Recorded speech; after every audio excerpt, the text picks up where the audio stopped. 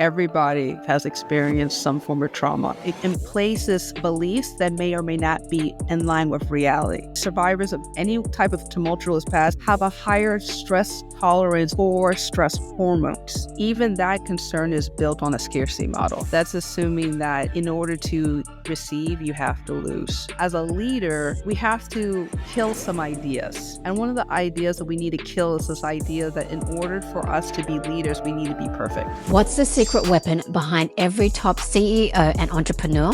A game-changing executive assistant. Hermessi gives you access to elite EAs who supercharge your productivity. From payroll and admin to social media and customer support, they handle it all so you can focus on growth and big picture decisions. These aren't your average assistants. They're expertly trained, thoroughly screened, and equipped with the latest AI tools to work smarter and faster. Ready to delegate and dominate? Get 15% off your first 2 months with code INSPIRE15. Don't wait. Visit Hermessi, that's HERMESSI.webflow.io and take back your time today. What if the secret to unlocking your business potential isn't in a strategy book, but in healing wounds from your past? Today's guest knows this better than anyone. From battling her own fears as an entrepreneur to becoming a sought-after healing and leadership coach, she helps leaders transform their struggles into their greatest strengths. She's teaching high achievers to rewrite their life scripts, break free from limiting beliefs, and build success that lasts. I'm Linda Vo, and this is Inspired by Success. Get ready to dive into the powerful connection between healing and leadership with our guest today, Denise G. Lee. Welcome to the show, Denise. Linda, it's such a pleasure. I'm so glad to be here.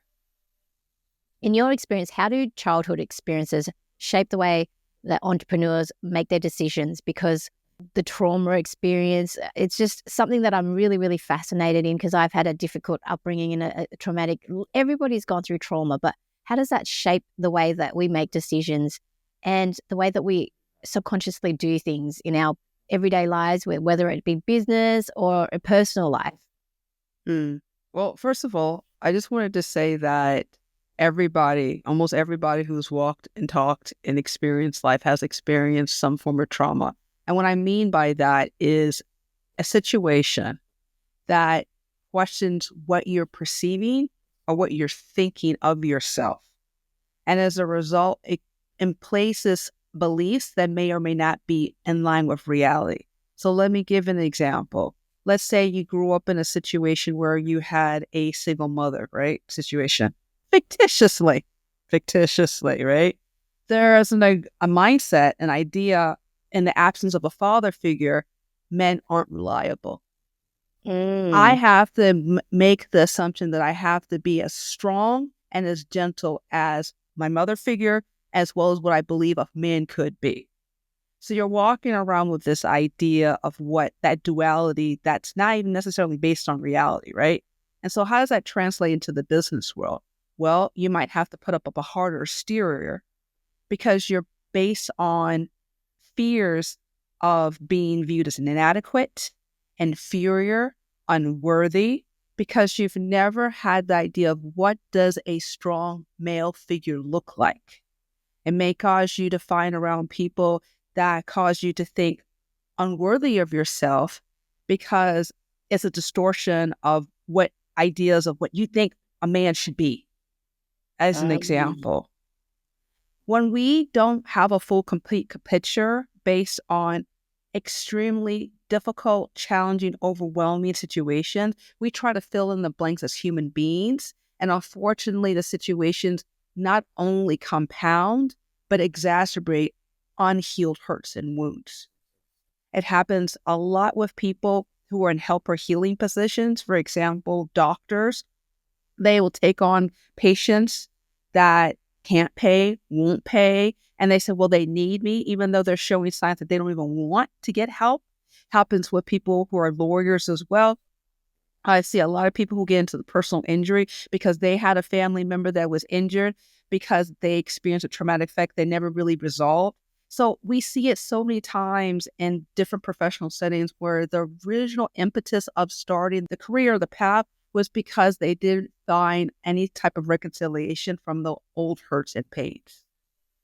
Wow, that's pretty powerful because before the show we spoke about a little bit about my story and I haven't shared it with many people as well. I was raised by a single mom. When you said that about the male figure, it's like, wow, that's just kind of like a bit of a breakthrough, because it's true. You don't know what a male figure is meant to be like. My father, he raised me until I was about 3 with my mum, but then, yeah, they split. So that's fascinating. And I've read many business books as well. And I find that a lot of people that have had chaotic upbringings, like Elon Musk, he's been through so much, but he's overcome that and he's become so successful.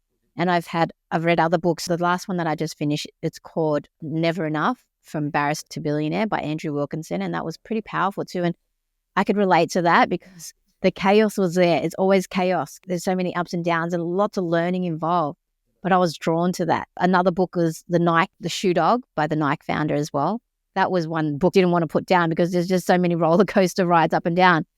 Why is that? I think entrepreneurs thrive on that chaos. It's something that their upbringing, they're so used to that chaos or traumatic event that it fuels and it makes them thrive. Obviously, there's ups and downs, but what's the bad outcome of it, in a sense, if we don't resolve it? I can't speak to all the other entrepreneurs that you mentioned earlier, but I can talk a little bit about Elon Musk. And I don't think he ever really got through it. I think he has adapted to his traumatic past and has used it very lucratively.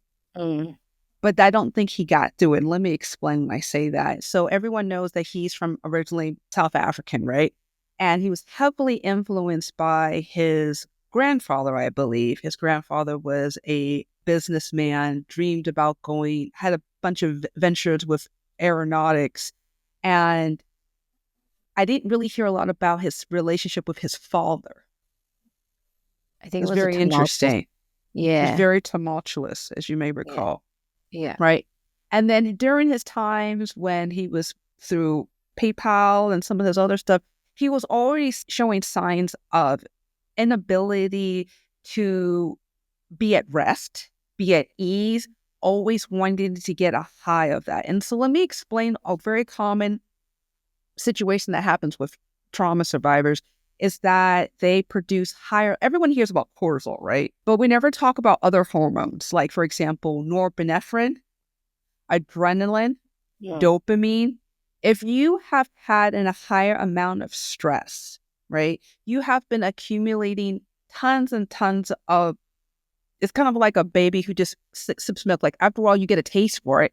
There's a really wonderful book by Maria Marcos called The Taste for Pain. And women, survivors, I shouldn't say women, just survivors of any type of tumultuous past have a higher stress tolerance for stress hormones.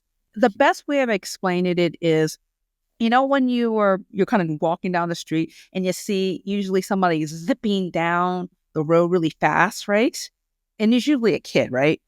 That's a sign that someone's dopamine deficient. They're needing a rush. And the best way to get a rush is to get a higher and higher stimulation, getting to a more and more higher risk.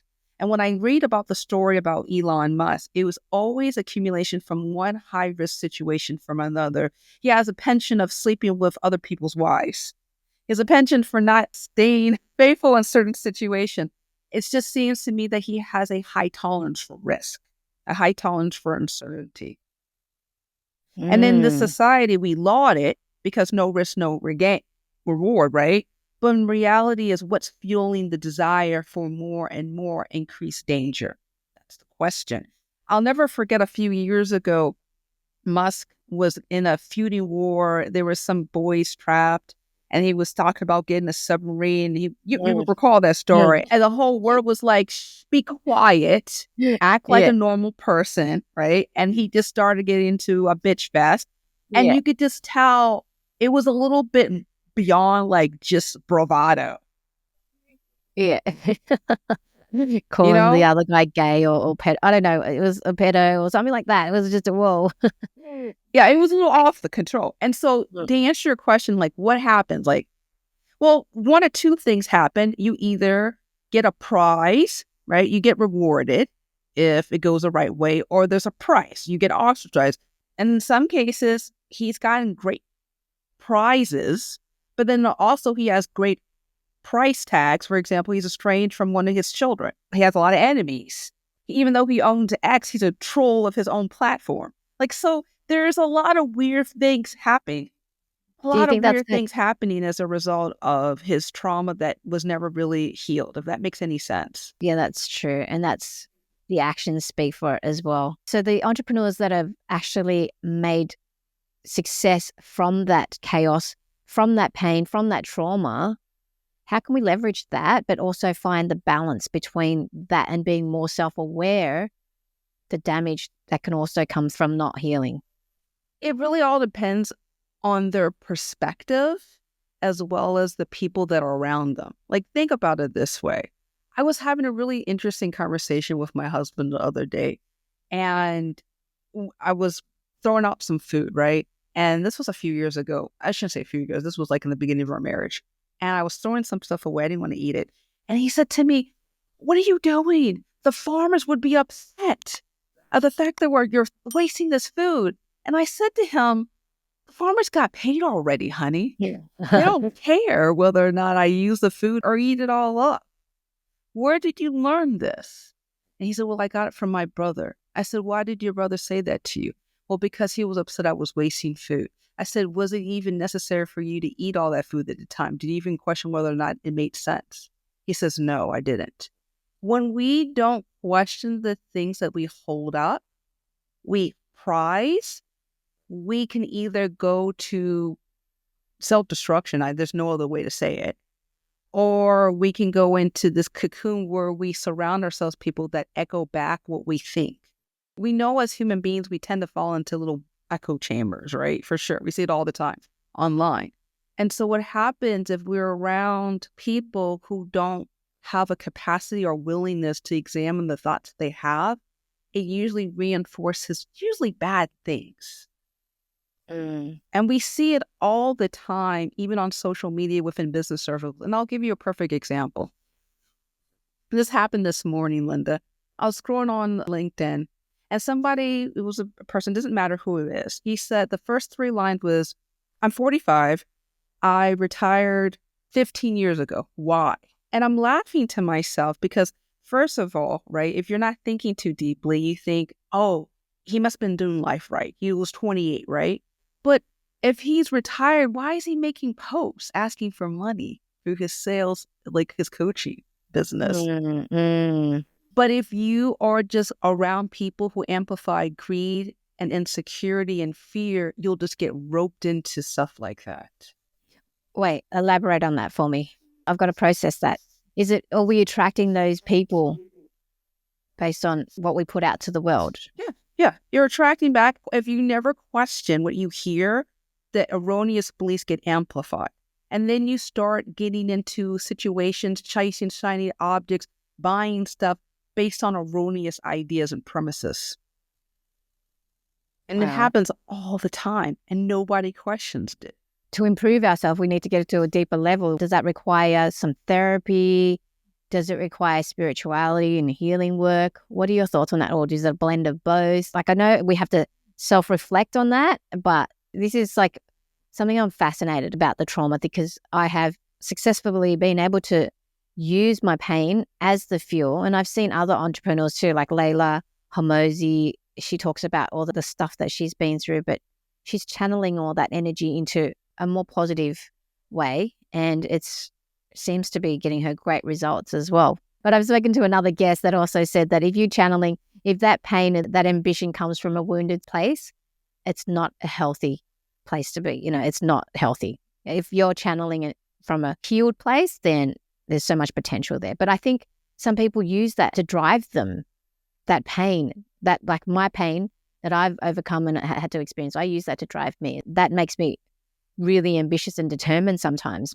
But then I know that if there's wounds that haven't been healed, it can pop up in some ways, like you said, destructively. So what are your thoughts on that, and how can somebody heal from that?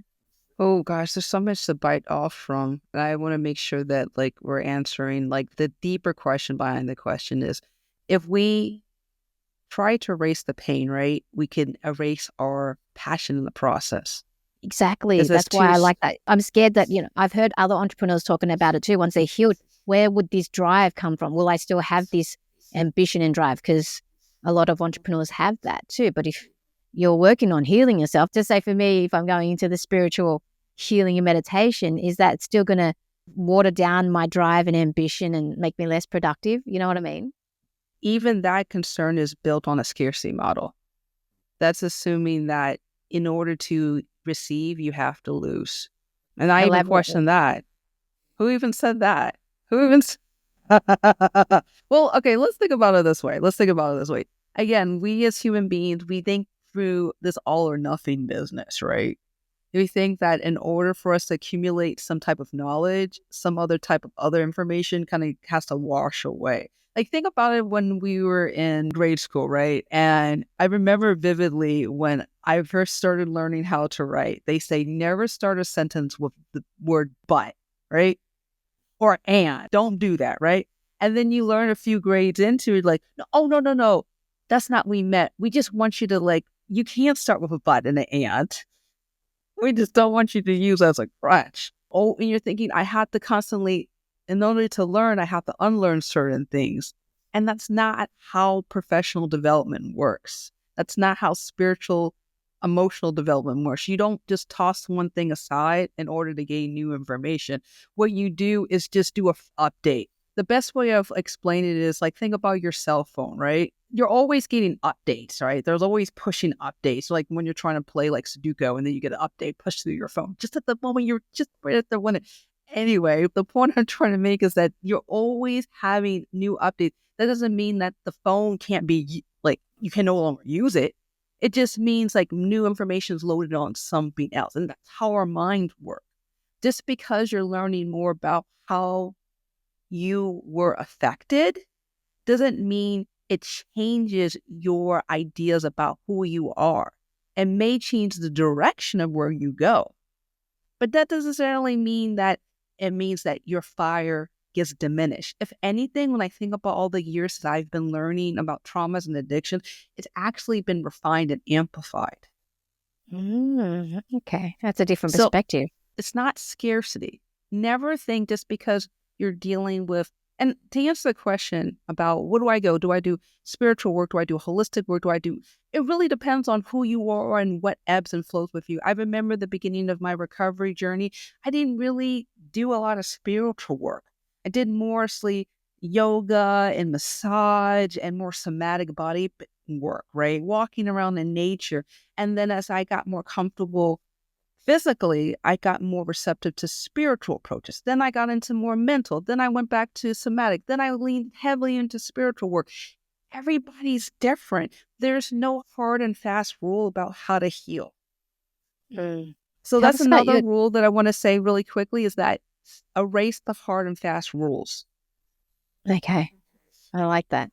Now, you mentioned about your recovery. Tell us a little bit about that and your journey and how you became who you are now, because I'm curious to know, how did it all start? Where did this journey come from? And Oh, yeah. So what I want everybody to understand is that I didn't wake up one day and say, I just want to read through like tons of medical and psychology books. Like it didn't happen that way. What happened was I was almost fired from a job, had a mental breakdown, flipped and flopped through different business ventures, decided if I wanted to actually function well in society, I needed to understand the root issue, realized that my therapist that I was working with was garbage, self-studied, had some new mentors, did a whole bunch of crying, explored what was happening inside of myself, and wrote about it. That's wow. the Reader's Digest of it. Mm. But there was a whole lot of messiness, a whole lot of ugliness that happened in between. And to sit here and say, Linda, that it was something that just came on to me, like I wanted to be vulnerable and shared about my own abuse stories with other people, is hogwash. The fact of the matter is, as I became comfortable in owning my story, I realized in order to help people to understand themselves, I had to be vulnerable with my own issues and not care about how people received it, because I realized that my trying to hold on to another person's perspective was actually damaging to me and to other person in the process. You mentioned the vulnerability part as well.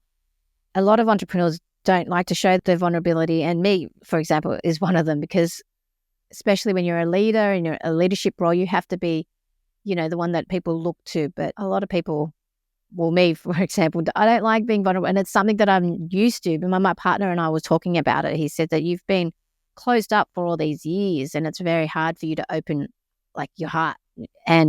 But I've started sharing my story because I was ashamed. There was a lot of shame about it as well. And I've started slowly sharing my story in order to help people as well, because I'm doing some coaching for business. But the vulnerability aspect of it was something that it's hard. And I'm still trying to work on that, even with my partner. But tell us a little bit about being vulnerable. And there's a book that I'm starting to read by Brené Brown as well, Daring Greatly. It just started, but being vulnerable is just going to open a lot of doors. And I think opening doors is also opening your heart and letting things in as well, and removing some of the blockages that have come through life and the circumstances that we've been dealt. So what are your thoughts on vulnerability, and how can we use that to help us in our everyday lives and to help us become better people, better leaders, better parents, etc.?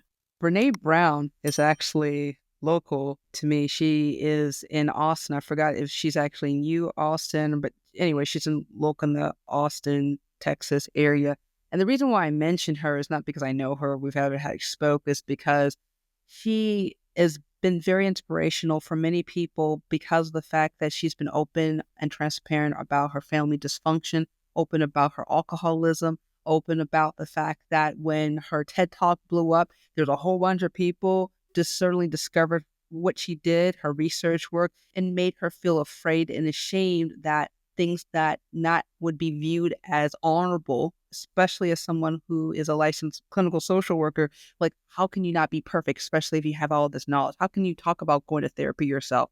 And she even reflects about in so many of her books about her personal experience. Highly recommend not just her book Daring to Lead, but her other book Atlas of the Heart. But we're not here to gab fest about Brene Brown. But the point of this to say is that as a leader, we have to kill some ideas. Isn't that weird? We got to kill some ideas if we want to step into leadership. And one of the ideas that we need to kill is this idea that in order for us to be leaders, we need to be perfect. History is replete with many examples of less than ideal leaders, character flaws, riddled with insecurities and fears. For example, you know that Abraham Lincoln's wife was crazy, right? Bat crack crazy, like hallucinating. There's many, many, many stories of leaders who had less than ideal perfect lives. Benjamin Franklin's wife also was crazy too. There's so many people who, instead of saying like, I had it all together, my life is perfect, think about President Joe Biden in America. His son drug a lot of stuff. We're not going to go in down that rabbit hole. What I'm trying to sit here and say is that in order for us to lead, it's not coming from the shiny, perfect, idealized version. It's about saying like, I'm human, you're human too. Let's figure out this mess together. Because people want to relate to someone that is able to show the fact that they have vulnerabilities and insecurities just like them. So let's put a death to that. Let's also put a death to this idea that we have to be telling every single body, every single thing that's going on in our lives in order to feel relatable. For example, I don't need to tell everybody about the last time I had sex with my husband in order to feel connected with another woman. I don't need to talk about my last bowel movement. Just saying, right? It's relatable. Do I need to share all of that, right? And we have to put to death to another extreme that if we don't have the answers at that moment for everybody, then somehow we're not worthy or we're not experienced. In order to be a leader, it's a constant stepping through the fire and getting messed up and making mistakes. And when we are able to showcase the fact that we're human beings with flaws and insecurities and make mistakes and vulnerabilities and insecurities, what we do is we make the space for people to share their fears and their haunts and their worries so that we can be able to resolve what is reality and what is fiction. Because that's really what life is, being able to be comfortable with the uncomfortableness that comes with life. Powerful. That's very powerful. I think also the stories we tell ourselves too. I haven't done many reading on Tony Robbins, but I think I heard him once on a video to say it's the story that we tell ourselves as well based on our experiences. Do you have any thoughts on the story part and what we tell ourselves, whether that be harmful to ourselves or whether that will benefit? What are your thoughts on that? Because of our upbringing, some people become victims and just stay in that world, whereas others can use their story to actually rise up from all the tragedies or the hardships that they've been through. It's like war stories as well. And I think with me reading that, like the one that I just finished from Never Enough, it was amazing because like rising through it, that story of all the hardships he had to go through and all the lessons that he learned, and we get to learn that as well. But, you know, when it comes to our own story, I mean, I think the growth mindset is one thing, but being the victim, being the victor, what are your thoughts on that? And how do you tell the story in your mind to help you have the mindset that helps you succeed in life? Well, it's kind of funny, Linda, before we hit the recording, remember the very first question you asked me? Our very first question is, what do you expect from this recording? And I said, a Yes, yeah, conversation. I said, a yes, yes, conversation. yeah, yeah, I mean, we're laughing about it, right? But yeah, how many people were spinning ideas like, I want 1 million views in the next 24 hours. I want 5,000 downloads of my son. Like, who in the world said that was even helpful nor healthy to think about? yeah. So when we're talking about the stories, everybody thinks about the stories of this big, grandiose things about who we are and our identity and like what we expect. But I'm just thinking about this, even the day-to-day moments. What can I expect? A conversation. Mm. What happens next is beyond my control. What can I expect after this conversation ends? I'm probably going to walk to the bathroom. That's a guarantee. I don't know when, but I promise you that will happen. So for a lot of us, we make leapfrogs in our mind about the coulda, shoulda, wouldas. If we're doing that perpetually, it's built on scarcity, fears, and worries of things that may or may not happen. When you think about fears, forecasted events appearing to be real, it's usually grounded in things of wanting safety and security. And there's nothing safe in this world. Nothing. There's no guarantee that my electricity will continue in the next 10 minutes. There's no guarantee that my dog won't come in and start barking ferociously the next minute or so. I can put in safeguards, make sure I pay my electricity bill, make sure my door is closed, right? Let people know that I'm busy. But even with all the safeguards in place, the chips will fall where they are, right? And so when we think about our identity, right, is our identity based on trying to control others or trying to control how we manage our emotions? I prefer to manage my emotions. And I'd even say control my emotions. Because even then, there are some things that can trigger me and set me off that I didn't even anticipate at the time. Mm. And when people talk about their identity, Linda, what they're basically saying is, I am letting people's perspectives that may or may not be true rule over me. I think about one particular friend of mine. It just breaks my heart every time I think about it. And I always laugh. I call her, she married someone of he'll-do personality. I remember when we were all starting to hook up and get married and whatnot, she What's was he'll really, do? pardon? What's that mean? What does he'll do? What does He'll-do. that mean? Well, I'll explain what a he'll-do is in a moment. Okay. And I Oh, remember when we he'll were, do. Sorry. Yeah, he'll he do. will do. Yeah. He Okay. will do. He'll Okay. do. He'll do. Yeah. I'll never forget when I was having the conversation with this friend of mine, and she was kind of lukewarm about him. It was nice and cordial and had a good job. I'm really excited her, but it checked off all the boxes that her father really wanted, I found out later. Mhm. And she's still married to this guy. But I don't really see like there's a real excitement because she really wanted to set her identity based on what her father wanted in order for her to feel the love and safety of her father. Wow. That's amazing. It's just the programming that we have as a child. It just goes into our adulthood as well. And scarcity is something that you mentioned as well. And a lot of people have that scarcity mindset. I have that sometimes. And I'm trying to work on that and how to fix that. And it's just with your upbringing, like I was brought up with a poor, my mum, single mum, poor, very poor. And so I think that scarcity wiring is there. And then, you know, even though now I'm made as an entrepreneur, there's cash flow coming in and whatnot, but that scarcity mindset is always still there. So what's your advice on how do we overcome that scarcity mindset and how do we rewire ourselves so that we always have an abundant mindset? I mean, is it meditation? What do you do to help? What I do and how it's resolved are two different things, right? Okay, let me hear it. If there's anything I really want to hammer home is that there's no one size fits all, right? On Mm-hmm. anything. There's a reason why clothing stores have a variety of sizes and shapes, and then based on the clothing manufacturer, they have their own spin on things. But I digress. That's a different conversation. But let's talk about the scarcity mindset in entrepreneurs. Is it the famine or the feast seasons, right? Mm. And that is so, so well common. That's really a question about how you do your operations budget, right? As an idea about your offerings, seasonality, your client understanding, even high times and low times. I see a lot of entrepreneurs have ideas about making a cash flow work that's not even aligned with their industry. I want to be the exception. I want to make sure that I'm going to get 9 figures when the average is getting 6 figures. No, I'm going to just hustle hard enough. I'll sleep when I die. You hear this and that's all the time.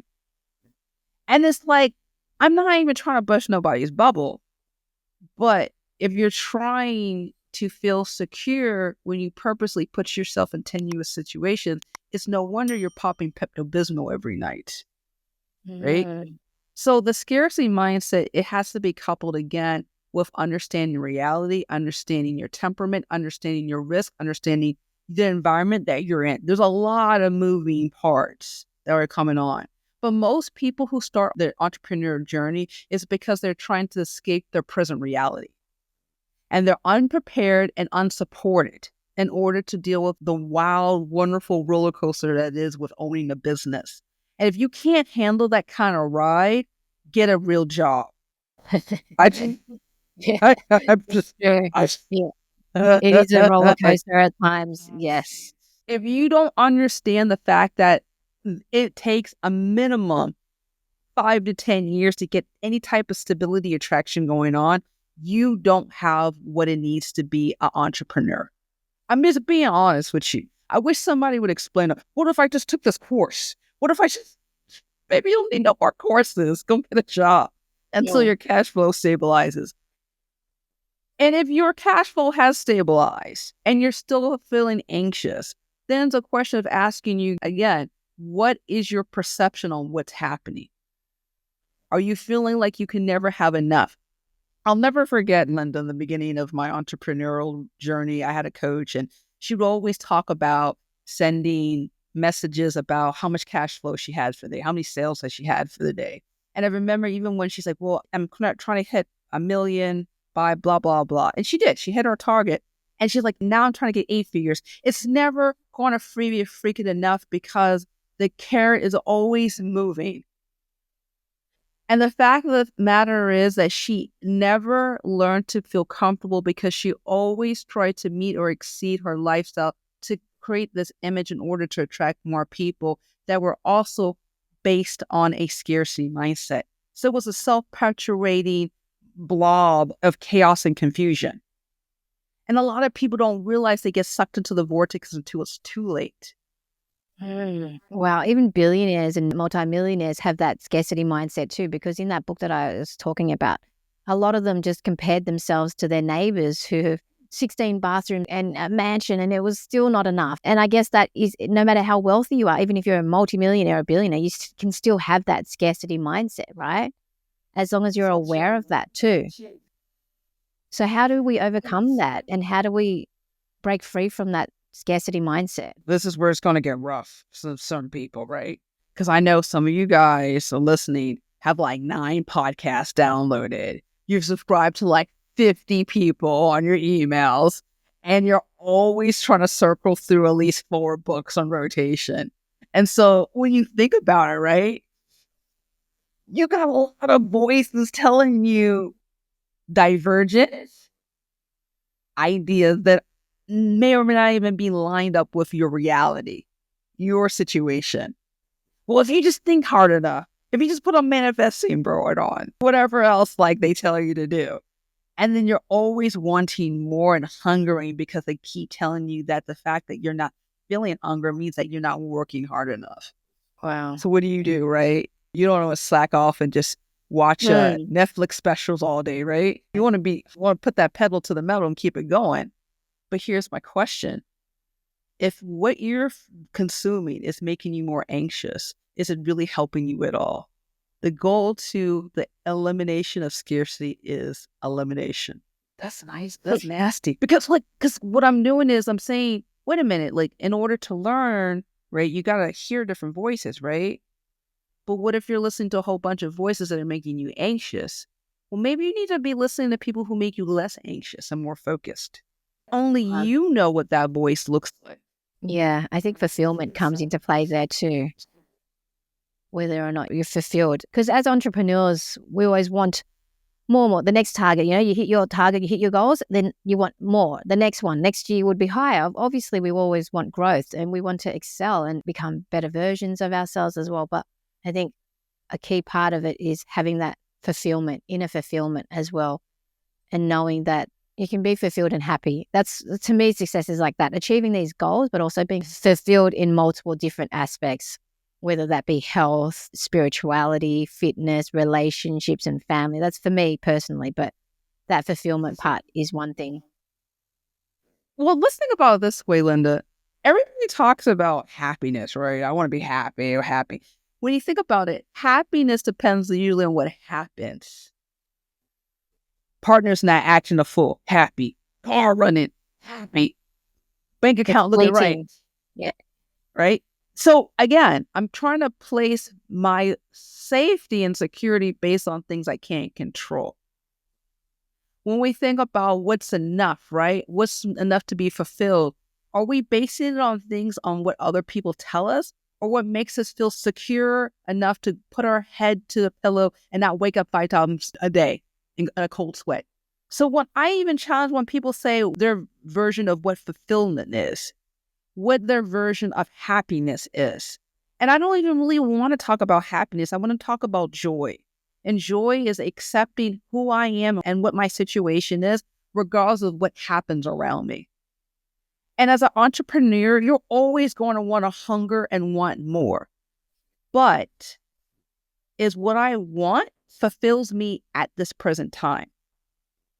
There's going to come a point, Linda, where I know for a fact that I need to scale and expand even more, right? I know that for a fact. But is that the Denise that I need to be right now? Meaning that, can I sleep well? Do I eat well? Do I have enough time to balance off the things that fulfill me? I'm always making little check boxes inside of my mind, Linda, about what I really need at this moment. And if I'm trying to overreach based on fears and insecurities, because you have to always check yourself, like, am I really, really wanting this? Or is what I'm doing based on what I'm trying to do based on comparisons, comparisonitis? A lot of people are inflamed with that condition, comparinitis. Yeah. Then that's really a key of what's really going on inside of me. Very deep and powerful. Can we talk about emotional intelligence and leadership as well? So when entrepreneurs keep repeating the same patterns in relationships, and whether that be at home, in work, how do you help them break that cycle? I had a spiritual mentor who said this to me that I love this, and I just want to repeat it for everybody. Plus, I want to hear it again, is that God will save you from your enemies, but he won't save you from your friends. Like, what I'm trying to make is that for a lot of us, right, we say, I don't want to be stuck in this bad relationship, right? But you love the drama of calling your friends up and telling them about what's going on. You say you hate the fact that you're not making every month, but you love scrounging up looking for new ideas in order to make cash flow by the end of the month, right? So why is that? Because we're trying to chase things that we never quite resolved. That's what we do as human beings. Wow. We are allergic to the things that hurt us. Keep going back. We're allergic to the things that hurt us, meaning that we want to keep tasting and biting into the things that provoke the same reaction. We'll keep doing, we'll do it until it'll kill us, or until a cop, a judge, a priest intervenes.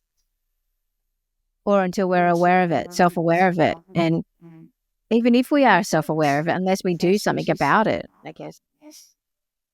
Well, that all depends on how long you want to live a happy life. Because a lot of people can be drugging and smoking and snorting right up until their deathbed.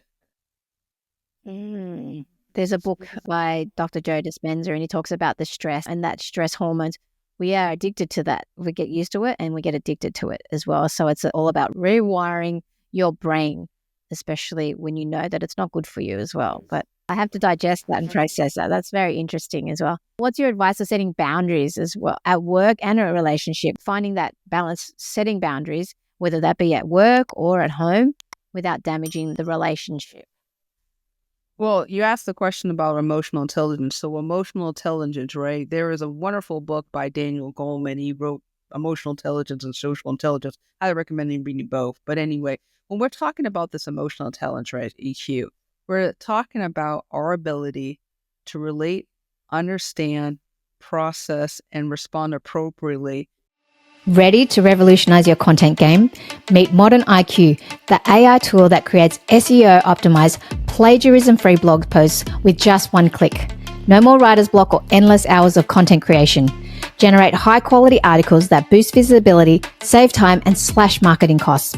Whether you're a startup or an established business, this tool is your content team, marketing expert, and SEO guru in one. Click on the link in the description to claim your free article and join forward-thinking entrepreneurs who are working smarter, not harder. The future of effortless marketing is here. Are you ready to dive in? To the thoughts, the feelings, and the actions of the other person, right? Without becoming enmeshed or involved in their own drama or situation. That is not something that's taught, Linda, in grade school. Most of us aren't learning that, matching and mirroring that from our parents. Most of our parents we grow up with have their own stress and issues, and they don't even have to handle their own personal emotional life, let alone that. So how do we relate with people professionally and personally, right? How do we not spill over our own junk or try to own somebody else's junk or put up 10-foot emotional walls or avoid them? Because that's, again, what we'd like to do as human beings. We like to go through extremes, right? How do we do that, right? What we do is, first and foremost, we begin to accept the nasty, inconsistent, erratic, and unpredictableness that is called humanness. I was goofing and splurring all over my words not just long ago. That's the irrationalness. That's even me, even though I planned to say certain things in a certain order, even I messed up. And instead of haranguing myself and beating myself up and shaming myself, I just said, hey, we're just going to press through. And it doesn't matter how Linda takes it. She knows that she makes mistakes, just like I make mistakes. Emotional intelligence is not trying to cover over reality or what had happened. Emotional intelligence is being able to be present with ourselves and our feelings in the moment and not trying to have it excused, denied, minimized, or generalized so that other people can be able to be present with us in that moment. Present meaning that we can see other person being vulnerable, being human, making mistakes, not losing their wig over it. Yeah, and that's important with relationships as well, because I know a few people, they find it hard to set boundaries with their loved ones. They can set boundaries in relationships or maybe with people they don't know so well that aren't close to them. But when it comes to their loved ones, it's hard for them to set boundaries. So inner work needs to be done for that. But I'll definitely recommend those books. Who was the author that you said? You said Emotional Intelligence and Social Intelligence, but who was the author? Daniel Goleman. They're thick books, love. Really thick books. There's also audio books, so it's okay. What are my bedside table is just full of books. I just love reading as well. I think knowledge is a powerful tool that can help us as well. When someone feels stuck and afraid to pivot because of past failures, what's your advice to help them move forward? I always laugh when people say I'm afraid to pivot, because the fact that you're choosing to stay in a situation is a pivot within itself. The fact that you actually recognize that something needs to change and you refuse to change it because of fear or anxiety is actually a decision. So you're making a decision either way. Yeah. The real question is, are you deciding based on what you perceive or based on the facts? And so what happens when something really bad has happened in the market and an entrepreneur faces something like downturn or a really big setback? How do you help them bounce back without taking it so personally, because a lot of people want me, for example, I had a business that I started, but I was too scared because I was scared of failing again, because I started Game Guys and made a lot of huge mistakes. And I thought, I'm going to create another brand, another website, and start from scratch and learn from my mistakes. But then I got all the stock, everything, the website influences. I kind of like backed out, and I was scared to actually turn on ads. And I was going to, because I spent so much on ads as well with Game Guys, and I made a huge amount of debt. So I was just scared to start that other, even I started it, but I was scared to move forward because of the fear. So how do you help entrepreneurs bounce back when they do have those type of setbacks and without taking it personally? You didn't make a mistake. You gained a lot of information. You Yeah, gained a but I was lot of scared to move information. forward. I was too scared to keep moving forward and going further, even though I started like the journey, everything was implemented, but I was too scared to keep going with it. Do you know what I mean? Continuing. Like I had a quarter of the way started, and I should have at least gone up to 3/4 to see where I was going to get, but I cut it off. Coulda, woulda, shouldas. Coulda, woulda, shouldas. I mean, let's think about this, Linda. When we begin to put our money where our mouth is on certain things, right? We just think we're going to push full throttle, right? That we're going to be able to overcome all our fears and our anxieties. But guess what? The person that has the same fears never hit the abandon button the moment that you hit play on making certain decisions financially. So there's always going to be a bit of tension with the person of who you are versus the version that you want to be. And the fact that people go into doubts and fears and recriminations about this stuff is basically saying, I hate the fact that I am a human being that is unable to hit pause on my fears. Mm. When you say it out loud, it sounds really ridiculous, right? I'm afraid of showcasing my humanity. I wish ChatGPT could take over me in this moment. That's so true. I think that the image, the identity that we put on ourselves sometimes. Yeah, I didn't think of it as that perspective. This has been really thought-provoking, and a lot of things that I've had to process too. It's deep. I like it. It's very deep.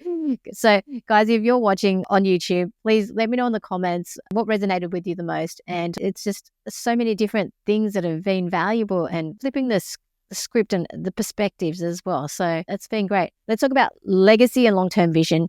How do you guide entrepreneurs to build businesses that truly reflect who they are, not just what others expect of them? Oh, I love this, Linda. I love this legacy and long-term vision. So let's talk about that.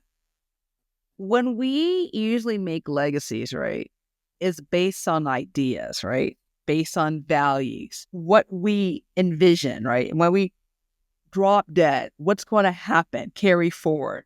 Now, my question for you is it really based on you, or based on your mom and your dad and Uncle Jimmy, or based on what your partner tells you, or based on what you think the market is needing? I really want to question that first and foremost, because a lot of us make long-term decisions based on short-term fears.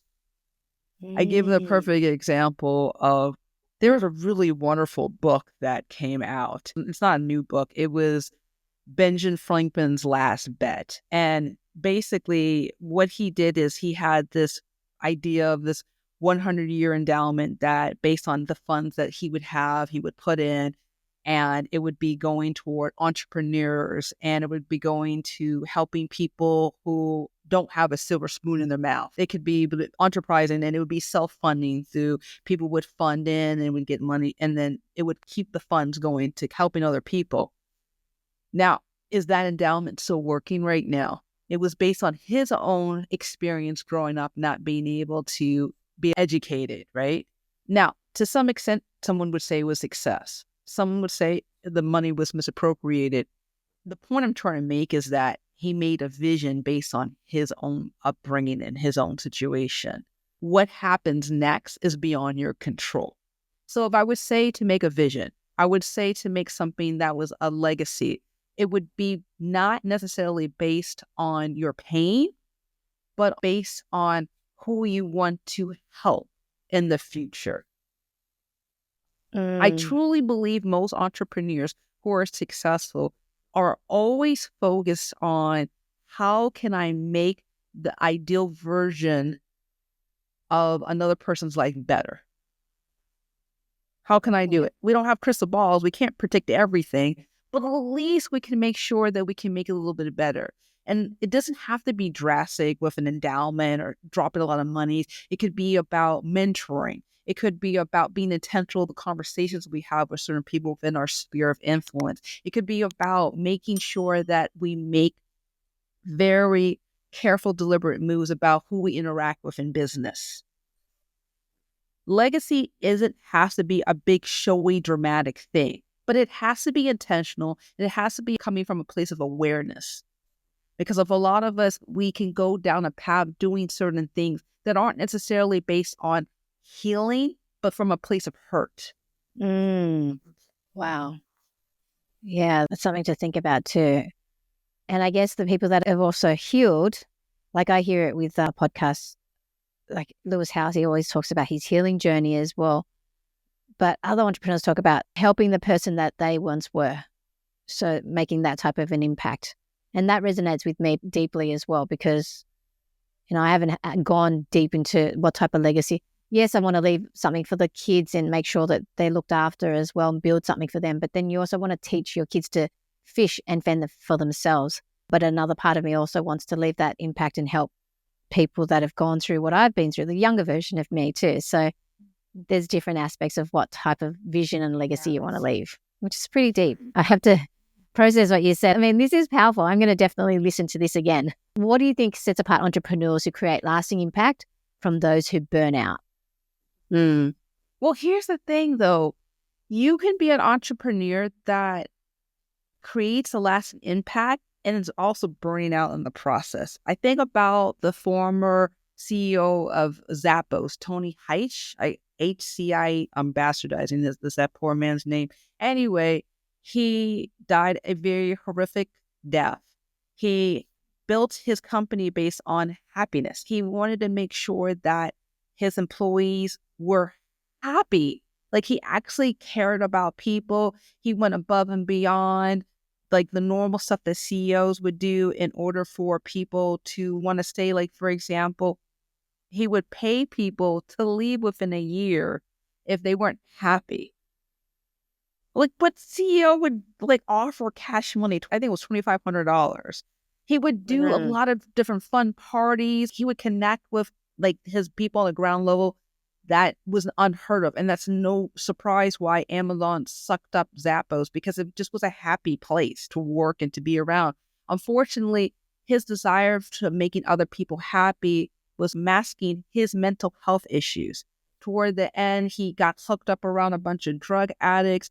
He was snorting stuff. He actually died in his own home in a fire. And they found barbiturates and all sorts of stuff in his system. So he was so busy trying to make other people happy, he was diminished and unhappy in himself. Wow. Do you think it's a part of people pleasing deep down? Oh, yeah. But that's a whole different subject. The point I'm trying to make is that you can build a legacy and burn out at the same time. That's the whole answer to the question point is. So I don't want people to sit here and think that it's a one-end thing, like either or. It could be a both and. That's the point I'm trying to make.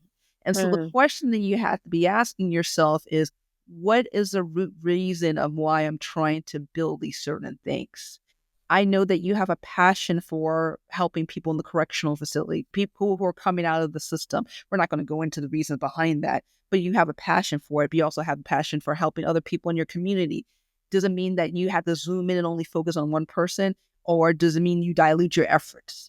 I don't necessarily believe it has to be that I have to focus in to the point where I'm literally collapsing underneath my own emotional energy, or to like spreading myself thin and nobody knows where I'm going because I'm 5,000 places at the same time. I truly believe is that being spiritually aware and conscious about where the most impact can be will be your North Star. Wow. Some people think, entrepreneurs think tunnel, and some people think big picture. What are your thoughts on that? And how can we expand our vision, our bigger picture, especially if we're being conditioned in our past and our upbringing and stuff, so we have a small vision of the way we see things as well. But if we can expand and see the bigger picture, that would also help us in our professional life. So how do we do that? Because I've been told that I have the small focus, but when I focus, I can fully focus, but I don't see the huge overall massive bigger picture. So what are your thoughts on that? And how can one do that and expand that different type of thinking? Because Again, it's we're on a like, who healing are we journey. talking to? Who, if I'm only talking with people who can only have a myopic vision, right? They're going to get a cluster F if I'm talking about like expanding worldwide, right? If I'm talking with people who are all over the place and I'm talking about singular focus, they're going to also like flip their lid, right? So again, it goes back to, where am I getting my guidance from? I kind of don't flow with that. It has to be one or the other. There are moments, Linda, where I am spreading myself. I'm doing volunteering things. I'm doing stuff at the church. I'm doing stuff with my family. I'm doing stuff in the community. And then I'm like spray ball, right? And there's all the moments where I've hit silence on all my notifications. I'm not going anywhere. And I'm focused on either writing something or working on some particular thing for my business. And everything gets shut off. It depends on where I am energetically and spiritually. Abandon the idea has to be a either or. It can be a both. Just depends on the season. And who are you talking to? There's a lot of people talking out their head. I mean, out another down there. You know what I'm saying? And when you talk with them and like they give you this advice, what they're basically saying is, this is what my filter and experiences tell me to be true. That's so true. And that's a gamble. That's a super gamble. I'll give you a perfect example. I'll never forget, Linda, when I was in college. And I remember I was had to file my taxes, right? My brother at the time said to me, "You're a student. You don't need to file taxes." I believed him. Here's my big brother saying, "You don't need to file taxes." A couple of years later, I'm getting this email from the IRS. "You haven't filed in a few years. So what's going on? You just, so if I don't care, you don't make any, you still need to file your taxes." Because I didn't make any money, I paid the bookkeeper, whoever was doing it, money, and I didn't owe anything. But in my mind, I was spending all this stuff. I'm going to jail. I'm going to all this stuff. And I remember talking with my brother about it. He was like, "I didn't know you weren't going to do that. That was what I thought was good at the time." People aren't responsible for the decisions that they give you, the advice they give you, Linda. We can't extend childhood by outsourcing our decision-making decisions based on the finite and fickleness of another human being. So be brave enough to actually listen to what the brain that God gave you and what your gut is saying, and let those two things marry together and make this informed decision about what works best now. Sometimes maybe not doing anything is the best move. Who says that you need to be in everywhere? Maybe you need to be sitting down and reading a book. Maybe you need to be putting down your books. Maybe you need to be unsubscribing from a whole bunch of contradictory opinions. I don't know. Everybody knows their situation differently. It's powerful, very powerful. Final question because this is thought-provoking. It's been really interesting as well. How's the link between emotional health and business success evolving in today's world? Because I think the more we become emotional aware and emotional intelligent, that is going to help us in our business as well. But, what's the link? We see it everywhere, right? I remember I was reading this article, Linda, about Mark Zuckerberg got a medallion from T-Pain and was rapping and reinvented himself. Zuck 2.0 is a brazen thug life. Like, he shut off his geek, his khaki, his vibe, and now he's thugging it out and like hanging out with rappers and popping bottles of Cristal and doing all this madness. And like, if that's like energetically where he is, right? Emotionally. And he's embracing this new version of him, like singing raps on it. So his his wife, right? That's his girl, his wife. Then like, that's cool. That's him. But if he's doing it from a place of, I'm just trying to like be in touch with the next generation, that is actually going to showcase inauthenticity, and he's going to be robbed of the same thing that he desperately wants: validation. Business is linked to how connected we are with who we really are. For example, Martha Stewart, right? Snoop Dogg, two peas in the pods, white woman, black. What do they have in common? One uses lights for one reason, to light up candles, and another lights up with other things, right? Yeah. And that's, but they both love cooking. They love entertaining. They like being a little rough around the edges. They like being upfront about who they are and what they like and don't like. It fits well, and they are rewarded in the marketplace because they are being honest and open, transparent about who they really are. The market's rewarding them. The market will reward you based on how close you are to your own openness and perception of you, like who you really are as a human being. I think that's where we're going. We're getting tired of this fakeness out there. We're getting tired of people pretending to be someone they're not in order to get likes and follows. In this day of TikToks and Instagram reels and real-time reporting and page 6 news and whatnot, it's easier more than ever to get the real deal on somebody else. I'll never forget, Linda, I'll just say the story because it's on my mind, plus I want to repeat it. The whole world was shocked when Will Smith bitch slapped, and with a collective gasp. Yeah. Come to find out a few months later, he's defending his wife. He's feeling, I'm proud of my wife. He's not even living with the woman, hasn't lived with the woman over 7 years. Was his credibility diminished about his fidelity and love for his wife upon the news that he wasn't even living with the woman? Hasn't been living with her for years. They're estranged. It was all a mask. The market will find out one way or another. Wow. Being a true, authentic self, that's powerful. When you mentioned that Elon Musk, his behavior, doing risky things and sleeping with other people's wives and that risk taking, if we have that tendency within ourselves as an entrepreneur or for someone, entrepreneurs have a certain level of risk appetite. But if that risk is going to hurt other people, first of all, the self-awareness part is key, but also how do we stop ourselves from doing these type of things? Is that from healing our childhood wounds first? Because something that resonated with me when you said that, but I hadn't asked. Forget Elon Musk, but if entrepreneurs are doing things like that and hurting others because of that risk, that need for the risk, can you elaborate on that? But how do we stop doing things that will hurt other people, that will affect other people? So there's a young man, I don't know his real name, but he goes by the moniker of Mr. Beast. You may have heard of him. Yes. Elaborate productions, right? Involving tens of thousands, like millions of dollars, right? And you watch people go into a level of depravity never quite seen online. Is the market rewarding that behavior? Well, they're watching it. Yeah. Lots of views from it. Yeah. The market's rewarding the behavior. How long will they continue? That depends on how low we're going to go in terms of depravity as human beings. There comes a point, Linda, where people, they get their fill of it and they move on to something new or different. You can only ride the road for so long, indulging in others people's mischief and mayhem. It really depends on the capacity or lack thereof, emotional capacity, lack thereof, of the people that support and condone the behavior. I think about the movie The Wolf of Wall Street. It's 2013, Martin Scorsese.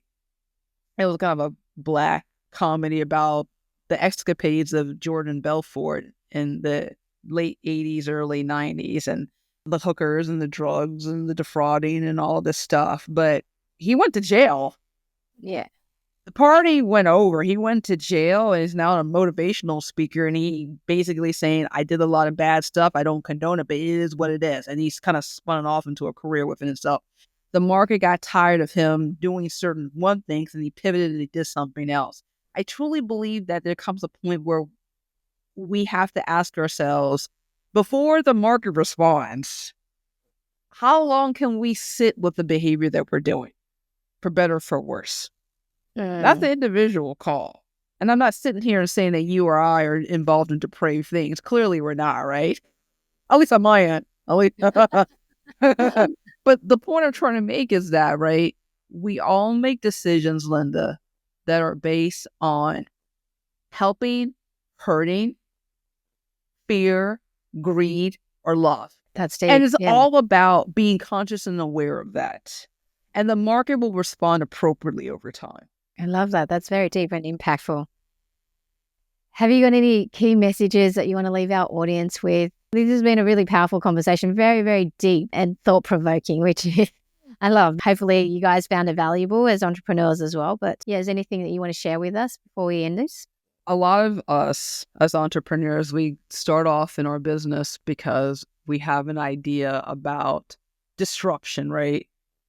Changing, transformation, evolving the people around us, or the things that should be done better and differently, right? And we rarely, if ever, pause and ask about how can we be better and different and evolve. And so as you're growing and transforming your business, what are you growing and transforming within yourself? What are you evicting out from the treasure troves of your mind? What things are actually not coming from a place of love, but rather insecurity and fears? How is that really impacting your message? How's it really impacting your brand beyond just the here and now? Is this something of a legacy that you want to continue going forward and something that you want to be mimicked and modeled by other people? And if so, why? And if not, how are you going to change it? And the path that you choose must not come from a place of fear and anxiety, but of honesty and transparency and love. And when you're able to do that, magical things will happen only if you have the bravery to do that. Wow. That's been a powerful conversation. I really, really enjoyed this. Finally, where can people find you if they want to connect and follow you? Yeah, so I write a lot on my website, deniseglee.com. Go ahead and check that blog. If you're a voracious reader, you're going to have a blast. I have over 100 articles myself, other doctors, thought leaders, entrepreneurs who've given their insights on productivity, burnout, stress, human engineering, all sorts of, no, not even engineering yet. Pause on that. That's pending. But on addictions, I primarily focus on addictions and trauma. So there's a lot of articles about that. And also, I have a podcast, Introvert Entrepreneur. You can check that out. It's me spitballing on stuff that we've been talking about. But that's really the best place to find me is deniseglee.com. Also links to all my socials and sending me a message if you actually feel triggered by the things I say. Oh, there's been a lot of thought-provoking ones here that I've had, but it's been a really great conversation. So I thank you so much for your time. It's been a pleasure. Thank you so much, Linda, for having me. And I'm just so grateful that other people will find value from this conversation.